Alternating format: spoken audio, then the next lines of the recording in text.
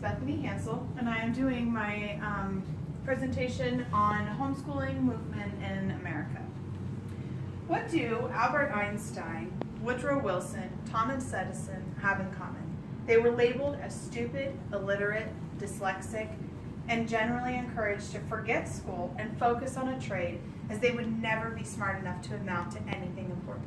What else do they have in common? They were taught at home by common, self-educated parents. They did more than get by. They became important leaders in our government and the scientific fields. Not everyone learns well in a traditional school setting. Homeschool has been a viable alternative to traditional learning systems.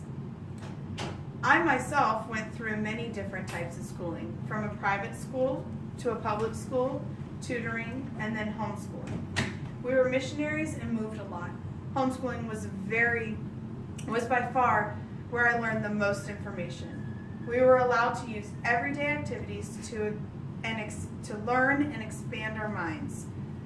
Even trips to the beach became marine biology and learning about different species of animals and marine life. No opportunity to learn was missed through homeschooling. The homeschool movement in the United States has grown and picked up momentum since the initiation in the 1970s. It is an important learning alternative to traditional school system, as it focuses on the individual and personal learning styles. Homeschool has been around since the beginning of learning.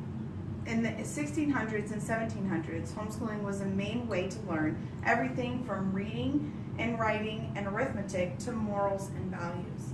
Most children helped a lot at home, and it was there they learned everything they needed to know. Even in the 1800s and early 1900s, children would attend school, but only for a few hours a day and maybe a total of 2 to 3 months out of the whole year. Most everything was learned from home. Homeschooling started to pick up momentum in the late 1970s and 1980s and has taken off from there. Today, there are several approaches to homeschooling. 6 main methods that are used today are the Charlotte Mason method, the classical education method, the eclectic method, the unit studies method, the unschooling method, and the school at home. The Charlotte Mason method believes that children learn best in real-life situations. Children are encouraged to participate in field trips, hands-on learning situations, playing, taking nature walks, and etc. They talk about what they learn and eventually are able to communicate it through writing. The classical education learning approach began in the Middle Ages and was the approach used by the greatest minds in history, like Socrates. The classical approach focuses on teaching the student to learn for themselves, and it begins with basic reading, writing, and math, and progresses through the different stages of study, research, composition, and communication. The eclectic approach is a mixture of several different styles of learning. The parent can choose the methods and the curriculum best and that work best and combine them to create the best learning atmosphere for their child.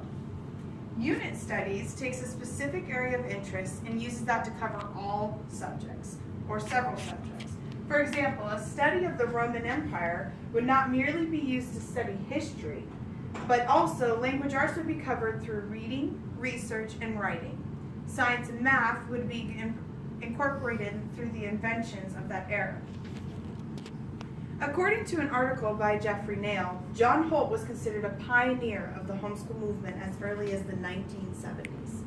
He was a social critic and organizer whose goal in promoting homeschooling was to liberate children from mandatory education. He became disillusioned by the school system and did not think reform was possible. He believed that children would naturally learn if left to themselves. His method has become known as the unschooling method. Mr. Holt wrote several books dealing with this approach.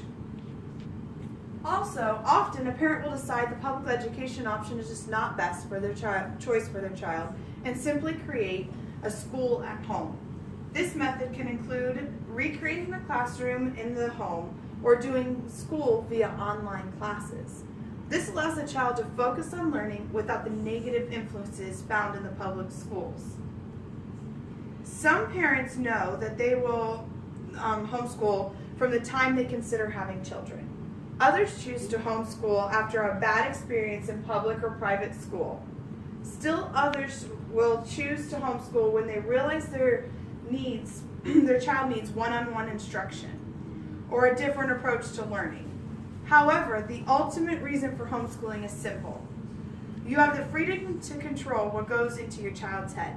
It is up to the parent to study their child first and then decide what kind of learner they are, whether it be visual, auditory, kinesthetic, or a combination, and focus on providing opportunities to learn based on that knowledge. Homeschooling has been an important option for learning throughout the history of the United States. It continues to be a viable form of education and training for youth and adults alike. We learn and retain more when it is relevant and applicable in our daily lives. Thank you.